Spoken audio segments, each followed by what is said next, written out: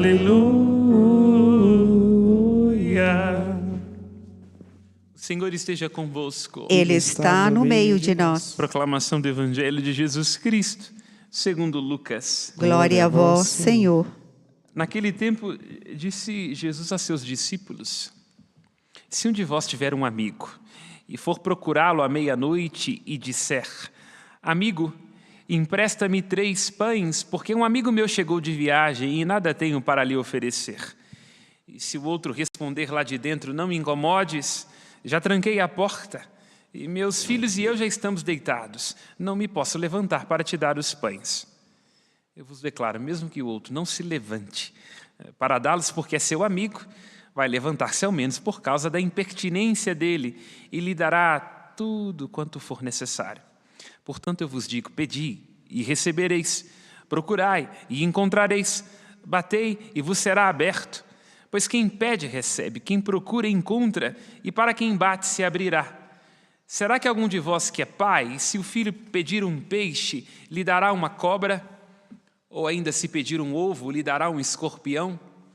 Ora, se vós que sois maus, sabeis dar coisas boas aos vossos filhos, quanto mais o Pai do céu dará o Espírito Santo aos que o pedirem. Palavra da salvação. Glória a vós, Senhor.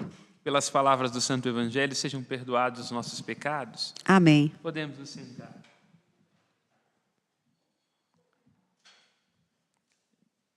Meditamos hoje as Sagradas Letras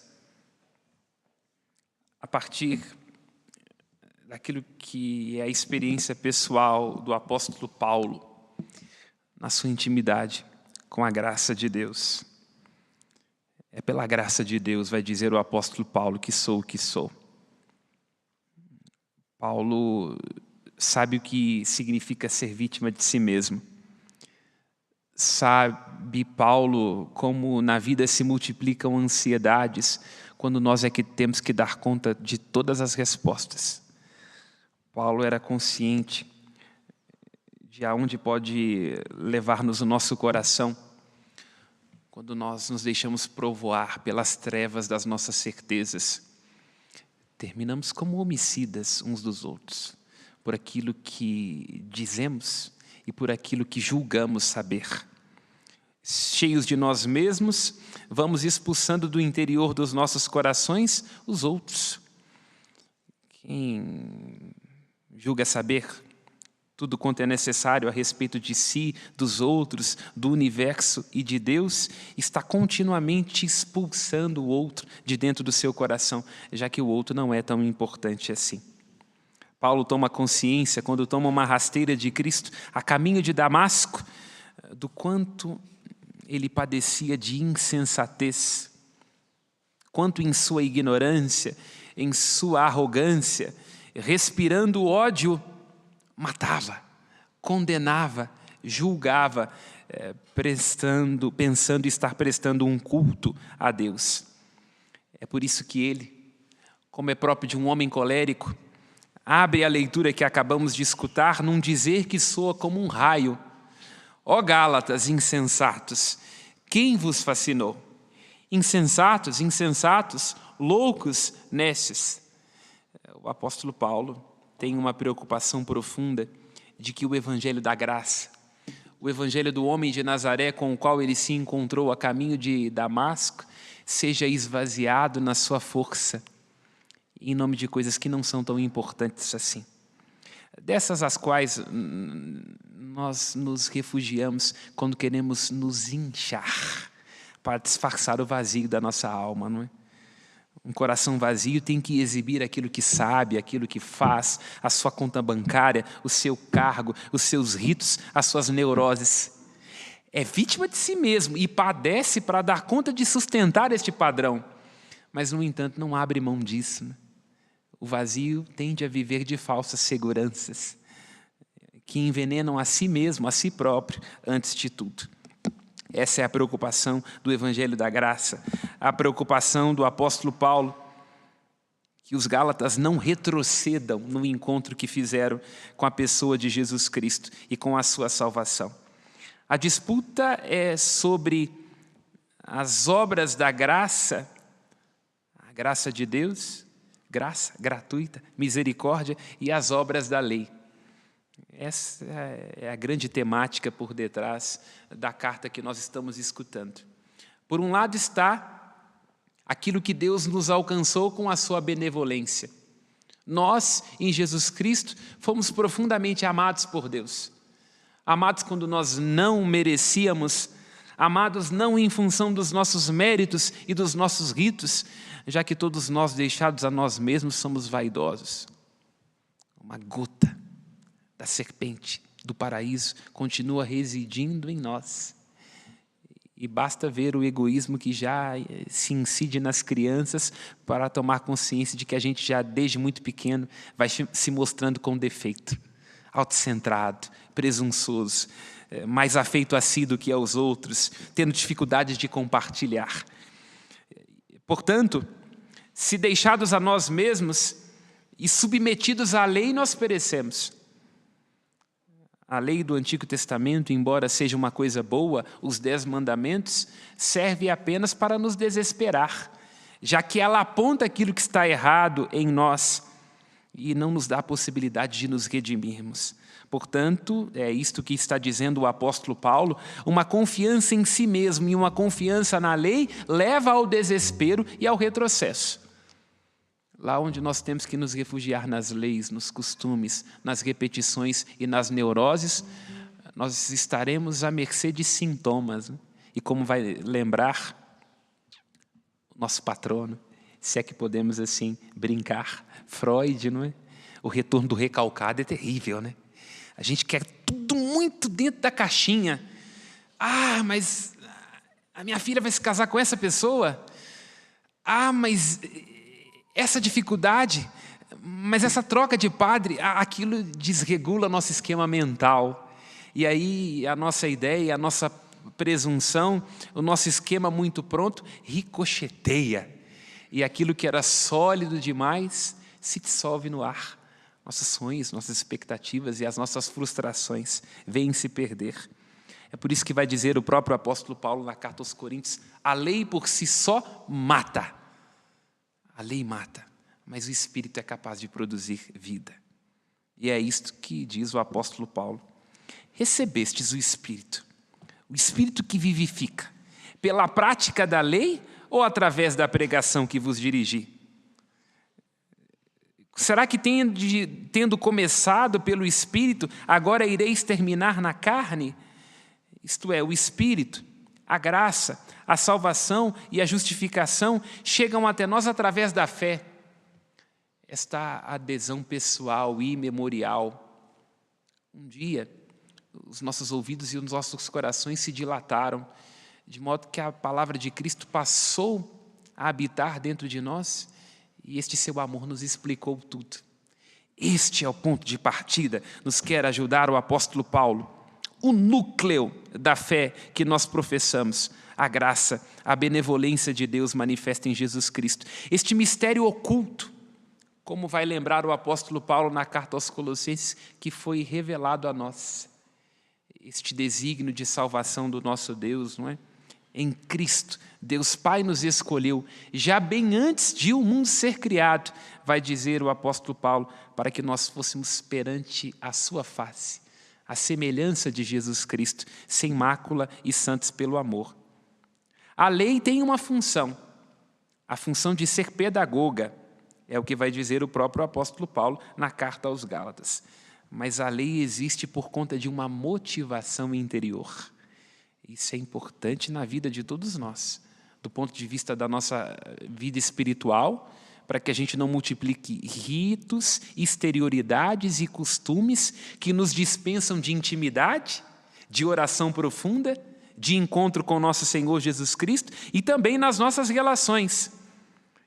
É preciso que nós tomemos cuidado com a multiplicação de interdições, onde nós vamos fechando o nosso coração à visita do outro. A visita do outro e a visita da graça. Foi em Cristo que Deus Pai nos escolheu, vai dizer o apóstolo Paulo na carta aos Colossenses, já bem antes de o mundo ser criado. O que ele quer fazer ajudar a entender é que, embora a lei tenha o seu valor e ela tenha a sua pedagogia, já que a lei nos ajuda a ter balizas, né? As balizas são importantes, que a gente precisa ter referência, né? Senão a gente se descaracteriza, a lei é a forma, mas é importante se perguntar sobre o conteúdo. E qual é o grande conteúdo da lei? E qual é o grande conteúdo do Evangelho? É a misericórdia do nosso Deus. É por isso que, ecoando a primeira leitura, nós nos pusemos a cantar a belíssima poesia do Salmo, que é Lucas 1, onde se diz: bendito seja o Senhor Deus de Israel, porque nos visitou e nos libertou, e fez surgir um poderoso Salvador, conforme prometera aos nossos pais. E o texto vai dizendo da promessa do Senhor nosso Deus, da sua aliança e do seu juramento.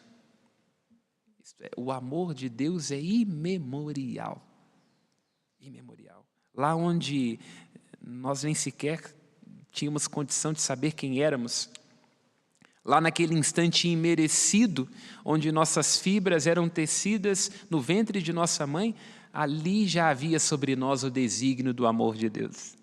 Para além do nosso merecimento, da nossa pretensão, das nossas leis, dos nossos costumes, ali já havia nos alcançado o amor de Deus. Um amor que é tão forte que é capaz de prometer. Tudo aquilo que nós desenvolvemos pela fé ao longo desses séculos começa no momento em que Deus olha para um arameu errante que desce da Mesopotâmia, na região da Palestina, Abraão, e ali o envolve de carinho, de cuidado e de proteção. E lhe promete uma descendência como as estrelas do céu e como as areias da praia. Ali dá-se o momento da nossa história de salvação, o início dele. E vai dizer o apóstolo Paulo: Abraão tornou-se justo, tornou-se amigo de Deus simplesmente porque creu e acreditou. É isso simplesmente o que se espera de nós, que nós tenhamos um coração disponível para nos deixarmos encantar por este amor de Deus, por este Deus que é capaz de jurar e, ao jurar, realiza aquilo que prometeu e que faz aliança conosco. A aliança que fez com Abraão, com a sua descendência, quer dizer que é um Deus que é capaz de criar reciprocidade. Palavra tão difícil no dia de hoje, né? Porque hoje o afeto tem preço, né? Tem preço. A gente tem que pagar. É difícil encontrar um afeto genuíno, uma disposição de alguém que nos escute sem nos cobrar nada. Este é o amor de Deus em direção a nós. E é isto que está ajudando o apóstolo Paulo, os Gálatas, a se convencerem. Nenhum de nós pode comprar o amor de Deus. Nenhum de nós se torna credor do amor de Deus por aquilo que pratica. O amor de Deus é eleição infinita, disposição generosa de nos encontrar. É sem contexto, é sem pretexto, é genuíno, é invencível e é capaz de nos salvar, inclusive de nós mesmos, porque nós somos os nossos principais sabotadores. Quando nos deixamos envenenar pelas nossas pretensões, pela nossa religião hipócrita e pelos nossos ritos sem sentido. Um Deus que é capaz de amar, de jurar, de prometer e de realizar aquilo com que se compromete. O Deus da aliança, da reciprocidade, o Deus do coração rasgado, que há de cumprir em nossas vidas aquilo que cumpriu na vida de Abraão e de todos aqueles que esperam, porque o amor dele nos chama à santidade e à justiça, e assim terminamos cantando no Salmo. É um amor que nos garante e nos sustenta, perdura para sempre. E é neste amor que nós temos que nos lançar. E Cristo nos ajudou ontem a saber como é que nós temos que rezar a Deus. Quando é perguntado pelos seus discípulos: mestre, ensina-nos a orar, ele que poderia ter dito um esquema, uma teologia a respeito da oração, nos ensina a chamar a Deus de Abá, Pai, Paizinho, nos comunicando com o Antigo Testamento, já que Deus no Antigo Testamento chama Israel de seu primogênito, né? Nós vamos lá ao livro do Deuteronômio e tem uma imagem belíssima, Deuteronômio 32, que diz assim: foi no deserto que o Senhor achou o seu povo, num lugar de solidão desoladora. Todos nós, como o apóstolo Paulo, podemos saber em que medida nós experimentamos desertos, solidões profundas, ansiedades que nos dividem de nós, e neste lugar experimentar o amor de Deus que explica tudo, que faz brotar em nossos corações, como lembra o Salmo 64, pastos no deserto. E assim vai dizendo lá, Deuteronômio 32, que assim como uma águia repousa as suas asas sobre os seus filhotes, incitando-os a voar, assim também Deus faz conosco.